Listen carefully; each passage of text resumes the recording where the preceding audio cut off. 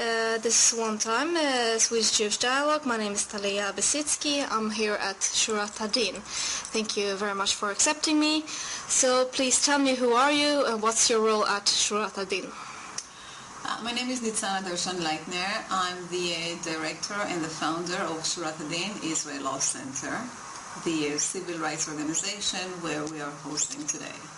Okay. Could you tell me a little bit more about Shurat HaDin? What is your goal, purpose, why? Shurat HaDin is a law center based in Tel Aviv, which fights on behalf of the Jewish people and the Jewish state, utilizing the courts around the world. We represent hundreds of terror victims in lawsuits and legal actions against terror organizations and their financial patrons, against banks that providing financial services to terror organizations, with the goal of bankrupt terrorism. We would like to bring the activity of the terror organization into a halt by going after the money and grind them to the ground. Okay, interesting. Would you please tell me, what does Shurat HaDin mean in Hebrew? Shurat HaDin is the letter of the law, which means a strict law. Terrorists do not deserve mercy, they just deserve the measure of the law. I see. Well, today there are different perception opinions of what is a terrorist. How do you define it? What is a terrorist? I don't think there is different definition for a terrorist. Terrorist is someone who comes and carries out acts against civilians to promote ideological policy. Terrorists who are people that shoot towards driving cars, bring themselves into a restaurant and blow themselves up, shooting missiles towards civilian and populations, people who decide to take other human beings' life to promote their ideology, to promote their policy, to create fear among civilians. I see. Could you please name the most dangerous terrorist organization? You know what, I don't believe there is the most dangerous terrorist. We all heard about Bin Laden, who was in charge of the death of 3,000 Americans. But he did it along with many, many other terrorists. He may be the mind behind it, but he utilized lots of means, lots of money, lots of human force to carry out his attacks. Here in Israel, we have heads of other terror organizations, not necessarily Al-Qaeda. Here we have Hamas, we have PLO, we have Islamic Jihad, and I can tell you, for instance, that Yasser Arafat is as equal to Bin Laden for the numbers of Jews he killed, or he was responsible for their death. Here in Israel, we lost thousands of people in attacks that Yasser Arafat, the head of the PLO, and later on the head of the Palestinian Authority, is responsible for. Now, banks from the Western world support these terrorist groups. Why do you think they do that? What are the reasons? Do they know what the money go to, or maybe they got the wrong pictures? About the banks? Yes. Well, the banks don't necessarily know that the money is going to terrorists. And for those who do not know, once you alert them, they are on notice that their money is funding terrorism, and they have to stop. If they don't stop, they have to be brought into court. There are other banks which intentionally and knowingly help the terrorist organization to receive money. And there are unfortunately either Arab banks or European banks or even American banks that allow money going through their bank account, knowing that this money is going to terror organizations. And if you ask why they're doing it, so some do it because they want to promote the goals of their terrorism. They don't mind that Jews will be killed as a result of this money transaction. And some simply don't care. You said this is anti-Semitism. There are some banks who the heads of them are anti-Semites. Yes, especially in Lebanon, especially in Jordan. Banks who are headed by anti-Israel directors. And some other banks, mostly in Europe or in the United States, do not care so much or are not alert as much as they should have been. So there are various reasons. And banks who are making a ton of money from this type of transactions sometimes turn a blind eye to where the money is coming from and where it's going. Yes. On your own page, I noticed a phrase where private citizens can play a leading role in stopping the flow of funds to terrorist organizations. What more can we do? Look, governments cannot do what we do. Governments have political restraints, they have foreign relationships they have to take into considerations. They have international treaties that are signed off. We, as a private sector, as private lawyers, private citizens, can really play a role in the war against terrorism, a role that the governments cannot do because the reasons that I mentioned before. In order to advance this war, first we have to spread the word that there is such a way to fight terrorism, that there is a place for the sector, private sector to play a role. We have to support this cause. Our organization, for instance, is a non-profit. It's based on donations. So people who want to help stop the funding to terror organizations are very welcome to support us financially and give us the information. The people who hear this video will hear about the activity of fighting terrorism should come forward, and any suspicions of money transactions that are facilitating terror organizations should be reported. Maybe there is a way to fight it, maybe there is to stop it. So during our conversation, you seek to bankrupt terrorist groups. How exactly? Well, first, you sue them.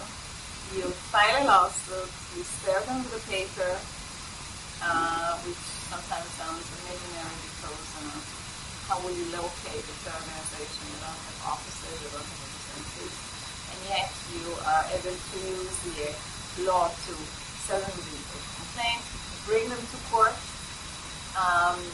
Some of them do not send lawyers, so you can get a legal judgment against them. Some do, and you litigate a case against them, and you finally get a judgment against them. Once you have a judgment against a terror entity, or a state-sponsored terrorism, or even a bank that helps financing terrorism, you can take it and execute it against assets that belong to these terror entities. You go after their real estate, you go after their bank accounts, you go after their stock portfolio, you go after assets that are either in the place where you get the judgment, Israel, the United States, or elsewhere around the world. And this is what we do. Every time we find information about assets that belong to the terrorists, we're going after them. In addition to this, you get a restraining order against them.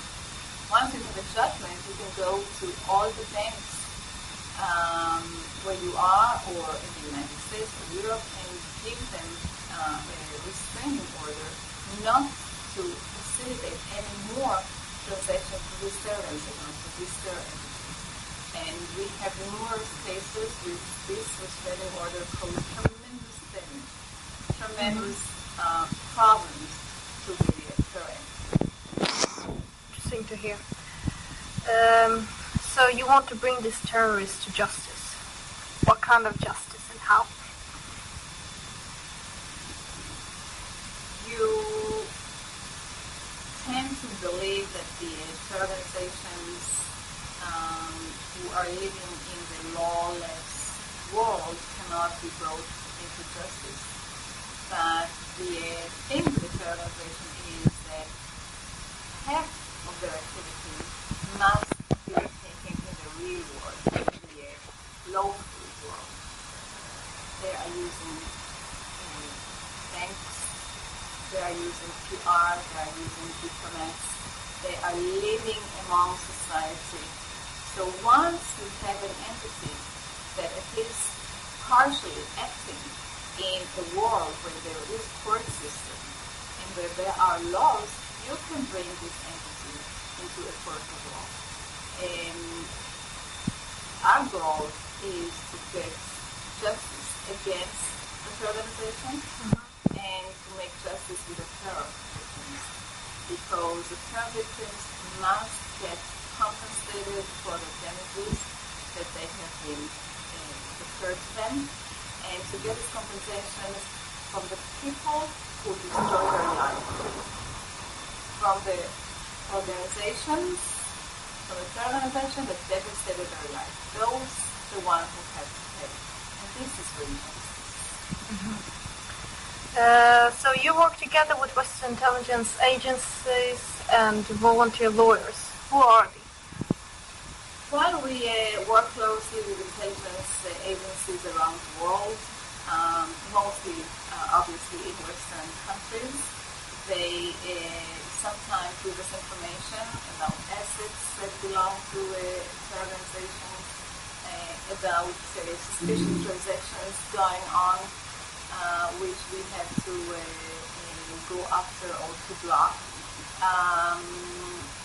And they see in our activity a way to fight the terror organizations. The intelligence agencies, security agencies have a way. The IDF is fighting terrorism. They do try to go after terrorism. Storm. Yeah, it's a storm. They do, they even take sometimes acts of targeted killings, going after the leaders of the terrorists or the ones who are going to carry out attacks. This is their way to fight terrorism. They cannot do what we do, which is going after the infrastructure, the financial infrastructure of the terrorism. And this is where they use us, sometimes as a long arm, to go after this money that goes to terrorism. You also have internship programs. Could you tell us more about that, please? Shurat HaDin runs twice a year an internship program for law students from all over the world who come here for a couple of weeks in the winter break and the summer break to take part in our work, to help us with our cases against the terrorism, our case against anti-Semitism. They manage research, they write briefs, they write threats, they meet the terror victims, they learn about their stories, and they take part of the whole operation of these legal suits. In addition to this, we take them and teach them about what's really going on in Israel and how Israel fights for its survival. We arrange field trips where they go and to the Lebanese border and see Hezbollah, they go to the Syrian border, and they go to the Gaza and to learn how the Palestinians are crossing the border. The special facilities there. They get lectures from terror experts, from lawyers, from judges, that teach them about the legal system and international law and how to fight the fight that we are doing here. And they teach them more about Israel, teach them more about Judaism, teach them more about what they can do once they go back to their law schools and in a year or two become lawyers, what role they can take to protect the state of Israel, to defend the state of Israel, to act on behalf of the Jews. Mm-hmm. We're almost finishing. So Hamas and other terror groups are not using the banking system in a way, but rather to smuggle their money into Gaza through underground tunnels and suitcases. Can you tell us more about that? Well, you know, the terror organization is like a mafia. You block them one way, they will find a way to smuggle their money in a different way. So the terror organizations, once they realize that they cannot use the banking system anymore, they started smuggling the money in suitcases through the tunnels. And I can tell you that even in these instances, we can find ways to go after their money. For instance, one day the head of the Palestinian Authority in Gaza, Ismail Haniyeh, went to Iran and raised $40 million to throw them in money in suitcases, and wanted to cross the border to Gaza, but Israel did not allow him, and in the end he wound up depositing the money in bank accounts that were opened specifically for him by the Arab League. And the Arab League came to him and told him that if he deposits the money in their bank account, they will find a way to transfer him the money later on after he crossed the border to Gaza. And we got a phone call that afternoon asking us if we can find a way to go after the money. We did. We took the Arab League to court in Washington where they have offices. We got a restraining order against them, and we blocked them from transferring the money to the hands of the Ismail Haniyeh. Okay. So would you like maybe to add something? No, I think we covered... Okay, lovely. So we're finishing now. Toda Nitsana. Have a lovely day. Thank you very much.